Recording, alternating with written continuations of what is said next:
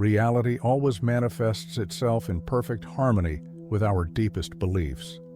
This fundamental truth invites us to examine not only the world we perceive, but the very nature of our perception. As we begin this journey, we discover that all exploration of reality is conditioned by our understanding of who we are. Imagine yourself an artist. Looking through tinted glass, every brush stroke you make, every color you perceive is inevitably influenced by that tint. In the same way, our experience of the world is colored by our beliefs about ourselves. If we believe that we are limited beings confined to the experience inside our heads, then all our exploration of reality will be restricted by that same limitation. This understanding leads us to an essential question. How can we truly know the nature of reality? If we do not first understand the nature of our own experience, the mind, our primary instrument of exploration, colors and shapes everything we perceive. There is no experience that is not mediated by it. There is no understanding that does not flow through its channels. Yet this apparent limitation contains within itself the seed of profound liberation. By recognizing that all experience is mediated by the mind, we can begin to examine the nature of the mind. This examination is not an abstract or purely philosophical exercise, but an invitation to a direct investigation of our immediate experience. Let's put it simply. The reality we perceive is not something separate from us. Observing from a safe distance, it is an intimate dance between the observer and the observed, an ongoing interaction that creates the very fabric of our every moment of perception. Every thought that arises, every sensation we experience is an expression of this fundamental dance. Today, we are going to go beyond our usual assumptions. We are going to directly examine the nature of our experience. We are not necessarily going to explore new beliefs or theories, but to awaken to what is already present, to the immediate truth of our direct experience. When we try to understand reality, it is essential to first examine the tools we use for this exploration. The mind, our primary instrument of investigation, functions in a similar way to a telescope. Observing the stars, just as an astronomer needs to understand the characteristics and actions of his telescope.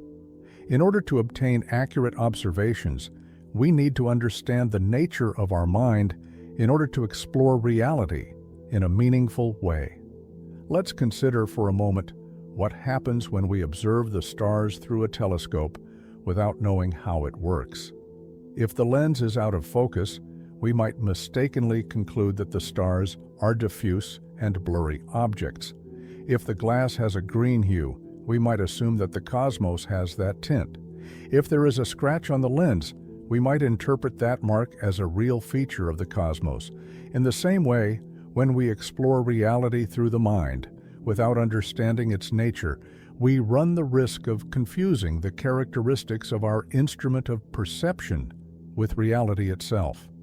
Modern science, in its noble search for truth, often attempts to explore reality without fully recognizing the nature of the instrument it uses for this exploration. It is like trying to make precise astronomical observations without considering the characteristics of the telescope. The mind, with its thought patterns, beliefs, and conditioning colors and shapes everything we perceive. Yet we rarely stop to examine how this process affects our understanding of reality.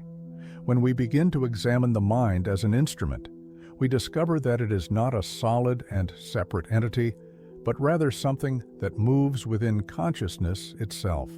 It is like a current in the ocean, inseparable from the waters that contain it, but still manifesting a unique pattern of movement, a continuous dance of thoughts, perceptions, and sensations. Understanding the mind as an instrument allows us to see that all experience, it is necessarily filtered through it. There is no direct experience of reality that is not mediated by this instrument. By recognizing the nature of our instrument of perception, we can think to distinguish between the characteristics inherent to reality and those that are a product of our means of observation. This exploration leads us to a fascinating paradox. The mind is both the instrument of investigation and the object investigated. It is as if the telescope could turn in on itself to examine its own nature. This unique capacity for self-reflection is the key to a deeper understanding of reality, because it allows us to see not only what we observe, but also how we observe. When we examine our direct experience, we find that it is fundamentally composed of three interrelated aspects that form the fabric of our moment-to-moment reality. The first aspect we encounter is the constant flow of thoughts. An unceasing stream of ideas, mental images, and concepts that color our experience. Thoughts arise like waves in the ocean of our consciousness, each bringing with them a particular interpretation of reality. Alongside our thoughts, we find the realm of perceptions. These include all direct sensory experiences, the colors we see, the sounds we hear, the tactile sensations we experience. Perceptions are like the basic notes of the symphony of our experience, providing the raw material from which we build our understanding of the world. However, there is a third fundamental element that we often overlook in our everyday experience. Consciousness itself is the space in which both thoughts and perceptions appear and disappear. Without this fundamental consciousness, there could be no experience. It is like the screen on which a movie is projected. Although we rarely notice the screen itself without it, the projection could not exist. These three aspects do not exist in isolation, but are deeply intertwined in every moment of our experience.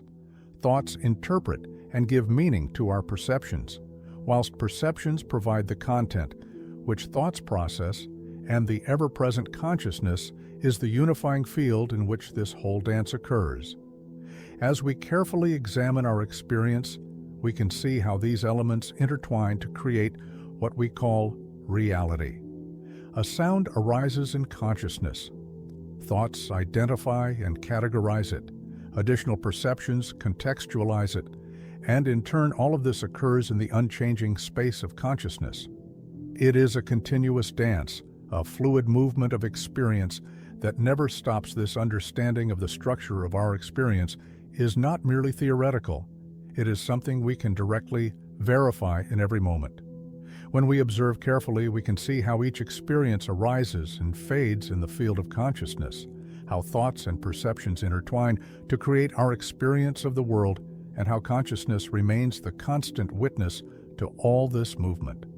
When we delve into the nature of direct perception, we discover something extraordinary. Our immediate experience is radically different from what we usually assume. Instead of finding solid, separate objects, what we actually experience is a continuous flow of pure sensations. This understanding fundamentally transforms our relationship to reality. Take, for example, the direct experience of our own body. If we pay careful attention, we notice that what we call the body is actually a constellation of constantly changing sensations. The weight we feel when sitting, the pressure of the air on our skin, the subtle pulsation of our heart. These are all direct experiences occurring in the field of consciousness. There is no solid object, called the body, separate from these sensations. This observation leads us to a deeper understanding. Even the most seemingly solid sensations are actually floating experiences in the space of consciousness. When we touch a table, for example, the real experience is not of an external solid object, but of a living being. From a sense of pressure and resistance arising in our awareness, the solidity we attribute to objects is an interpretation we add to direct experience sight, which we often think of as our most direct connection to external reality, also reveals its true nature under careful observation. What we really experience are not separate objects in external space, but patterns of color, light, and form appearing in the field of our awareness. The apparent separation between observer and observed dissolves in the immediacy of direct experience. Sounds provide another revealing example. When we listen to music, we do not experience sound as something happening out there. The real experience of sound occurs in consciousness itself. We cannot find a physical place where sound exists as an object. We only find the direct experience of hearing arising and fading in the space of awareness. This understanding of direct perception is not a denial of the practical experience of the world, but an invitation to see its true nature, as we recognize that all experience occurs in and as consciousness. Our relationship to reality is transformed. We are no longer trying to reach or understand something external to ourselves. We are recognizing the immediate intimacy of all experience. What emerges from this research is a new way of being in the world, one that recognizes the fluid, non-dual nature of direct experience. Rather than a fragmented reality of separate objects, we discover a unified field of experience where everything arises as an expression of consciousness itself. Science, that silent foundation of all experience, is perhaps the most extraordinary and yet most overlooked aspect of our existence. Unlike everything else we can experience, consciousness cannot be observed as an object. It is rather that which makes all observation possible, the fundamental space in which all experience arises. When we try to examine consciousness directly, we encounter a fascinating paradox. We cannot make it into an object of observation, for it is the ultimate subject of all observation. If we try to grasp consciousness, we can only be aware of the attempt itself. If we try to touch consciousness, we are only aware of the act of touching. It is like trying to get an eye to see itself, or a hand to grab itself. Consciousness is always on the side of the observer, never on the side of the observed. This unique quality of consciousness reveals something fundamental about its nature. It has no dimension, no form, no size, no boundaries. We cannot find where to place it. Where consciousness begins or ends, we cannot measure its extent or determine its form. It is rather the unchanging space in which all forms and dimensions appear. This becomes evident when we observe how consciousness remains unchanged through all the changes of experience. Thoughts come and go, sensations appear and disappear. Perceptions are constantly changing, but the consciousness that knows them remains unchanged. It is like space in one. It remains unchanging regardless of the objects that move within it. This understanding brings us to a profound revelation. There cannot be multiple consciousnesses. The idea of more than one consciousness is conceptually impossible because consciousness has no edges or boundaries that would allow for such a division. Where would one consciousness end and another begin? Consciousness is not located in space and time. Rather, space and time appear within consciousness. We are one literally imagine trying to divide space itself, not space filled with objects, but pure space.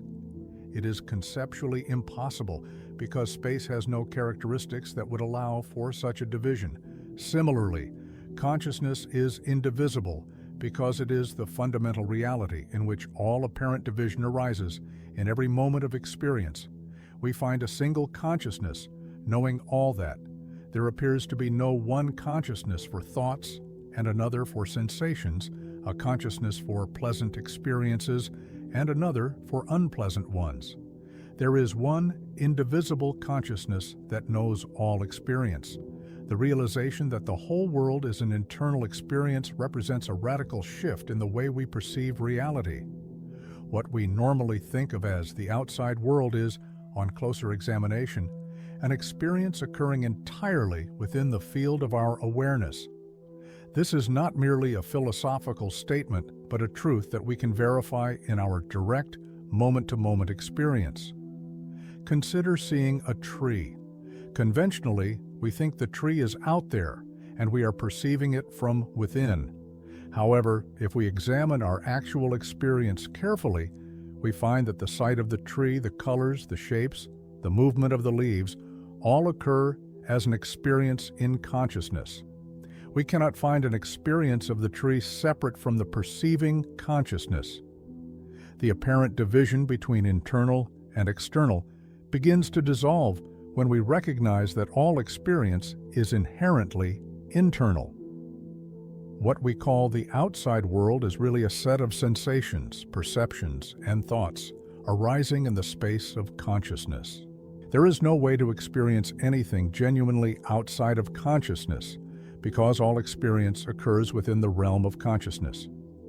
Necessarily within it, the world we experience is inseparable from the consciousness that experiences it, as waves are inseparable from the ocean in which they arise. Time and space, which we normally think of as the fundamental framework of our reality, reveal a strikingly different nature. When we examine them from the perspective of direct awareness in our immediate experience, we find that time and space are not external containers in which experience occurs, but aspects of experience itself that arise in consciousness. When we look carefully, we notice that our experience of time is intimately tied to thoughts and memory. The past does not exist as a present reality, but as a thought or memory occurring now. The future does not exist as a present reality, but as an anticipation or projection occurring right now. All we really experience is the eternal present in the hour in which all experience arises. Similarly, our experience of space is inseparable from sensory perception. The sense of distance, depth, and location are experiences that occur in consciousness. We cannot find a space separate from our experience of it. Even our sense of being here, as opposed to there, is an interpretation that arises in the immediacy of present experience. It's as if time and space were features of the movie playing on the screen of consciousness, while science itself remains independent of these dimensions at every moment. No matter what is happening, we find that experience is always occurring now. This now is not a point in time, but the timeless presence in which all time appears. It is the eternal present that never began and will never end, the fundamental reality that underlies all temporal experience. Let's talk a little about non-duality. It is not an abstract concept destined to remain in the realm of philosophy. It is a living reality that profoundly transforms our everyday experience. This transformation manifests itself in every aspect of our lives, from the most mundane interactions to the most profound experiences. When we recognize the fundamental unity of all experience, life takes on a different quality, more integrated and fluid in our relationships. For example, the understanding of non-duality dissolves the feeling of separation. We normally experience we are no longer interacting with others as separate entities, but recognizing that each encounter is an expression of the same consciousness that we are. This does not mean that individual differences disappear, but that they are seen as unique expressions of a unified reality, as different waves in the same ocean. Remember, in our professional lives, this understanding allows us to relate to challenges and opportunities in a more balanced way. Success and failure are no longer seen as external events that define us, but as movements within the single field of consciousness. This brings a natural freedom in the way we work and create, freeing us from the heavy burden of personal identification with results. Even the simplest tasks are transformed when we approach them from this understanding: preparing a meal, walking down the street, holding a conversation. All of these activities are recognized as expressions of the single consciousness that we are. There is no one separate performing these actions, just the natural flow of life. Expressing itself through these forms, emotional challenges are also experienced differently. Emotions are seen as movements within the field of consciousness. We do not repress them, but allow them to be what they are. This deep acceptance does not come from an I that accepts my emotions, but from the recognition that emotions are another way that life expresses itself through an apparent individual. The apparent multiplicity of everyday life is not denied, but seen in its true context as an expression of the fundamental unity that we are. It's like watching a play and be completely involved in the story while maintaining the understanding that everything is a single representation. Life continues with all its richness and complexity, but is experienced from a dimension of freedom and clarity that transforms each moment into a celebration of the unity that we are never forget. We are all one. If you got this far, congratulations. The subject of this video is a bit dense. It requires commitment to get here. And you have it receive, as always, the big hug on behalf of the whole team. And thanks for joining us one more day. See you soon. Stay awake.